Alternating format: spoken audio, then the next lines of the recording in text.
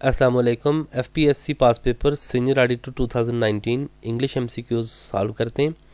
इस पेपर के मुझे सिर्फ 12 एमसीक्यूज़ मिल सकें वो हम सॉल्व करते हैं। इसके अलावा इस चैनल की प्लेलिस्ट एफपीएससी इंग्लिश एमसीक्यूज़ में आपको 5-6 और भी कुछ पार्ट्स आपको मिलेंगे जहां पे मैंने एफपीएससी के पास पेपर्स में से इंग्लिश के एमसीक्यूज़ सॉल्व किए हुए हैं। तो ये एमसीक्यूज़ आपको एफपीएससी के किसी भी पेपर जिसमें ग्रामर यूजेज सेंटेंस स्ट्रक्चरिंग के 20 मार्क्स होते हैं स्क्रीनिंग टेस्ट के, उसमें आपको ये यूज़फुल हो सकते हैं। तो स्टार्ट करते हैं। He passed this information to me, identify the verb type. Passed यहाँ पे किस तरह का वर्ब है, ट्रांजिटिव, इंट्रांजिटिव। अब जो ट्रांजिटिव वर्ब होता है ना, तो उसका एक ऑब्जेक्ट भी होता है, ठीक है। तो he passed subject, this information object, direct object, to me ये इनडायरेक्ट ऑब्जेक्ट है। तो आइडेंटिफाई द वर्ब टाइप, इसमें ये डेफिनेटली क्या है, ट्रांजिटिव वर्ब है, चूँकि इस वर्ब के साथ एक ऑब्जेक्ट भी मौजूद है। He drank whole liquid last night, identify the adverb type. Last night adverb of manner, place, time. अब जो एडवर्ब ऑफ मैनर होता है ना, मोस्टली एलवाई के साथ होता है। He drank whole liquid, quickly अगर हो तो वो एडवर्ब ऑफ मैनर होगा। Whole liquid at his home हो तो एडवर्ब ऑफ प्लेस होगा। तो ये लास्ट नाइट ये टाइम को सजेस्ट कर रहा है, this is adverb of time. तो राइट आंसर हमारा सी होगा। A clever trick was played by the cat, identify the kind of noun. Cat यहाँ पे किस तरह का नाउन है, एब्स्ट्रैक्ट नाउन, कलेक्टिव नाउन या कंक्रीट नाउन।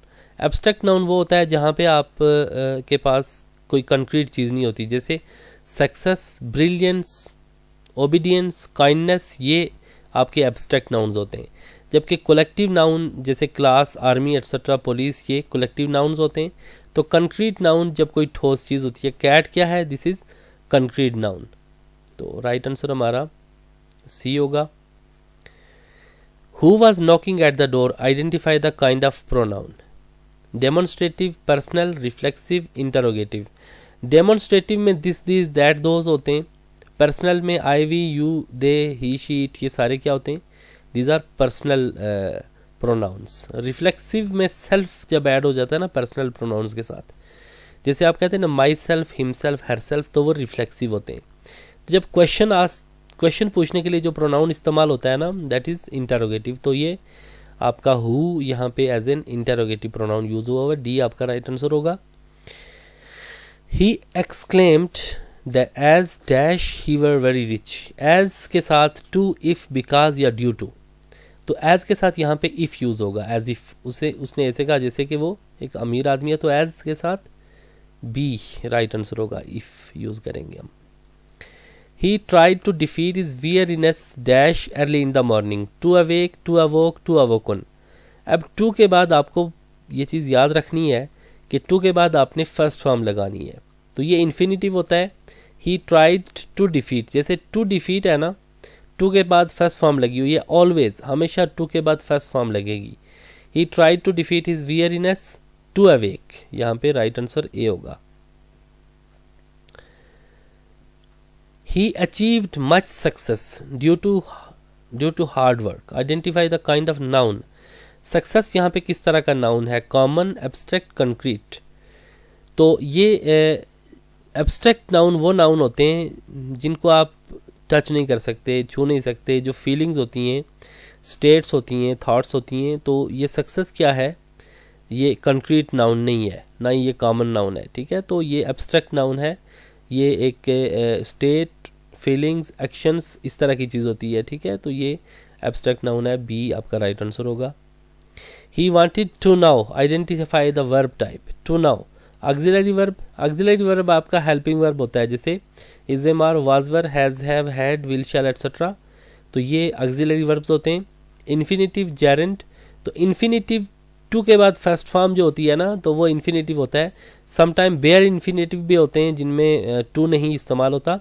तो बहरहाल इन्फिनिटिव और जेरेंट दोनों वर्ब नाउन होते हैं, लेकिन जेरेंट मोस्टली आईएनजी फॉर्म में होता है और इन्फिनिटिव फर्स्ट फॉर्म में होता है।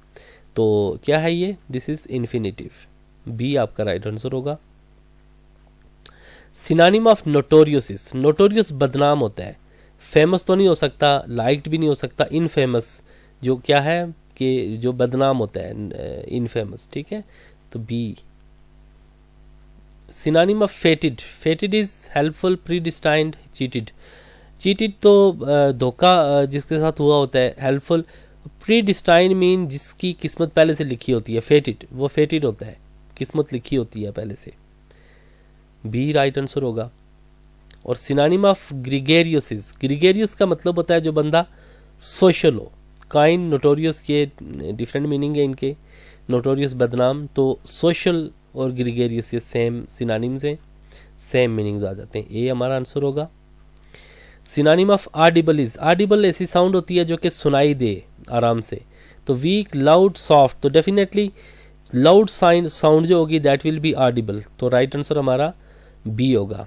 तो इस पेपर के मुझे 12 MCQs ही मिल सके थे, तो यहाँ तक हमने ये मुकम्मल कर लिया। उम्मीद है आपको इस लेक्चर से कुछ ना कुछ फ़ायदा ज़रूर हासिल हुआ होगा। तो जाते जाते चैनल को लाजमी सब्सक्राइब कर लें। तो इंशाल्लाह आपसे बहुत जल्द नेक्स्ट वीडियो में मुलाकात होगी। तब तक के लिए आप प्लेलिस्ट में मौजूद दीगर वीडियोस भी देख लें ताकि आपके जो स्क्रीनिंग टेस्ट के इंग्लिश MCQs का पोर्शन है वो क्लियर हो सके। बहुत बहुत शुक्रिया। अल्लाह हाफिज़।